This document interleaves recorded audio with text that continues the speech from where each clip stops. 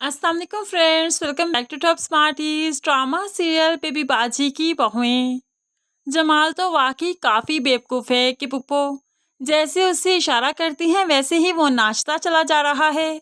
जिस पेपर को सामने रखती हैं उसी पर बगैर सोचे समझे साइन कर देता है। इतना एतबार तो कोई आजकल अपने बहन भाइयों पर नहीं करता जितना एतबार जमाल अपनी पुप्पो पर करता है। और दूसरी तरफ सायरा पर भी तो बहुत एतबार करती है अस्मा, और वो भी तो मुंह की खाएगी। अब सायरा ने उसे मशवरा दिया कि इस बुटीक को बड़ा करो, कहीं और पोश एरिया में हम बुटीक लेते हैं, अच्छी सी जगह पर जहाँ पर सिर्फ ब्राइडल ड्रेसेस रखेंगे। अस्मा को बातों में लगाकर उसे बुटीक दिखाने भी ले गई। अस्मा को ये बुटीक बहुत पसंद आई। अस्मा तो अपना फ्यूचर सजाने लगी, हाफ सजाने लगी। लेकिन सायरा ने मना किया तो घर में किसी से बात भी नहीं करती। वो तो घर में सबको सरप्राइज देना चाहती थी। इसी तरह ही सायरा ने जल्दी जल्दी सारे काम निपटाए और आज डॉक्यूमेंट फाइल अस्मा के सामने करते हुए कहने लगी, साइन करो इस पर। ये कॉन्ट्रैक्ट है, 2 साल के लिए उन बुटीक वालों से हमारा कॉन्ट्रैक्ट है। 2 साल के बाद कॉन्ट्रैक्ट रीन्यू होगा, इसलिए तुम्हारे साइन यहाँ पर जरूरी है। तुम ही तो ऑनर हो ना वहाँ की।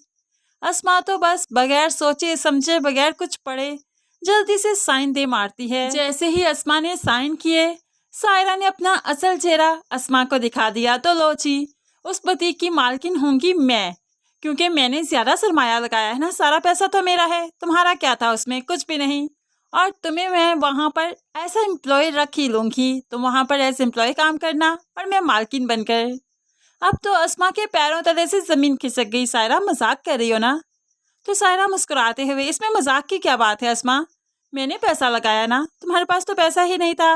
मैंने कहाँ से दिया, कैसे आया, ये सब कुछ तो तुमने नहीं सोचा ना। इसलिए उस बुटीक की मालकिन मैं हूँ और तुम सिर्फ एम्प्लॉय। अब तो अस्मा के हाथों उसका बिजनेस भी चला गया और वो आसमान से गिरकर जमीन पर आन पड़ी। घर जाकर बहुत परेशान है कि उसने बहुत बड़ी गलती कर दी अपने घर वालों को ना कुछ बताकर। ऐसे ही जब परेशानी की आलम में नसीर देखता है तो जल्दी से अस्मा के पास जाकर बैठ गया। क्या हुआ अस्मा, क्या सोच रही हो, परेशान हो? आज जल्दी घर वापस आ गई। तो अस्मा तो बेसाख्ता रोने लगी, फूट फूट कर रोने लगी। नसीर परेशान, क्या हुआ, मेरे पैरों तले से जमीन खिसक जाएगी, जल्दी से बताओ ना। तो अब अस्मा अपनी आप बीती सारी की सारी बता ही देती है। नसीर को तो बहुत गुस्सा आया सायरा पर। जल्दी से उसने अस्मा का हाथ पकड़ा और बाहर ड्राइंग रूम में ले गया, जहाँ पर पुप्पो, सायरा और बाकी सभी बैठे थे। यहाँ पर जाकर नसीर सायरा से मुहातिब होकर कहने लगा, ये क्या सुन रहा हूँ मैं? तुम पर अस्मा ने एतबार किया और तुमने उसे ही अंधे कुएं में धकेल दिया। तुम जानती नहीं कि उसने तुम्हारा कितना साथ दिया था, हम लोगों ने तुम लोगों का कितना साथ दिया। अरे किस हाल में आए थे तुम लोग यहाँ, भूल गए क्या? और आज आज हमें ही इस तरह से धोखा दोगे? आज हमारी ही चीजें हमसे हत्या लोगे? तो यहाँ पर वासिफ भी कहने लगा, मैं भी तो यही कहता हूँ कि अब इन्हें यहाँ से चले जाना चाहिए, क्योंकि अब पानी सर से ऊपर गुजर चुका है। अब हर तरफ लड़ाइयाँ बढ़ने लगी हैं सायरा और पुप्पो की वजह से। तो जमाल बोल उठा, ये लोग यहाँ से कहीं नहीं जा सकते, ये यहीं पर रहेंगे। तो ऐसे में वासिफ भी बोल उठा, क्यों नहीं जा सकते? ये घर किसके नाम पर है? चारों भाइयों के नाम पर ना। तो चारों भाइयों में से तीनों नहीं चाहते कि पुप्पो या ये सायरा यहाँ पर रहे, तो सिर्फ एक आपके चाहने से कुछ नहीं हो सकता। तो यहाँ पर अब जमाल बता देता है, पुप्पो के नाम कर दिया ये घर मैंने, अब ये घर उनके नाम पर है, उनकी हुकूमत चलती है, उनका ही फैसला चलेगा। अब तो सब जमाल को देखते रहे, क्या किया ये आपने? जमाल भाई, आपने क्या किया? आप होश में तो है, आप क्या कह रहे हैं?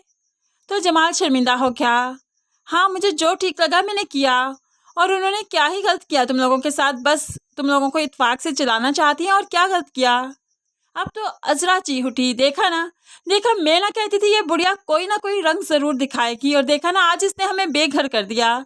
आज हमारा हक ही नहीं, इस अपने ही घर में हमारे हक खत्म हो गए। जमाल, ये क्या किया तुमने? तुम्हारी अकल पर तो पर्दे पड़ गए थे, अब देखना ये तुम्हारे साथ क्या कुछ नहीं करेगी। अब तो यहाँ पर सभी चीख उठे। नसीर भी चीखते हुए कहने लगा, जो कुछ हुआ हमें कुछ नहीं मालूम, ये घर हमारा है, हमारे ही नाम पर है। तुम लोग अपना बिस्तर गोल करो और निकलो यहाँ से, अभी के अभी निकलो यहाँ से। लेकिन यहाँ पर जो भी चीखता रहे, चिल्लाता रहे, पुप्पो और सायरा को तो कुछ भी फर्क नहीं पड़ने वाला। दोनों काफी पुरसुकून हैं, इन सब की बातें सुन रही हैं, तमाशा देख रही हैं। और जब यहाँ से निकलने की बात आए तो पुप्पो बोल ही पड़ती है, सुना नहीं तुमने? जमाल ने घर मेरे नाम पर किया है, मैं भला अपने ही घर से क्यों बाहर जाऊंगी। हाँ, कोई और जाना चाहता है तो शौक से जाए। वैसे तुम लोगों को अब यहाँ से चले ही जाना चाहिए। किसी और के घर में भला कितनी देर तक रुकोगे। अब यहाँ पर पुप्पो ने तो साफ साफ कह दिया कि यहाँ से चले जाओ, और अगर ये लोग ऐसे नहीं मानेंगे तो पुप्पो साथी से भी कहेंगी। अब तो जमाल को दुख होने लगा, अफसोस होने लगा, यहाँ तक कि पछतावा होने लगा अपने फैसले पर। लेकिन है, अब तो ये फैसला हो चुका, घर तो पुप्पो के नाम लग चुका। अजरा ने लाख कोशिश की इस घर को बचाने की, लेकिन नहीं बचा पाई। तभी तो बेबसी की आलम में सास ससुर की तस्वीर हाथ में पकड़े रोने लगी कि इस आशियाने को नहीं बचा पाई। अम्मी, आपकी बातें याद आती थी, बहुत कोशिश की कि पुप्पो को यहाँ से निकालूं, लेकिन जमाल तो हर वक्त मेरे सामने खड़ा हो जाता था। मैं भला क्या करती। बिखर गया आपका आशियाना, बिखर गई आपकी बहुएं, बेघर हो गए आपके बेटे, बेघर हो गई आपकी बहुएं।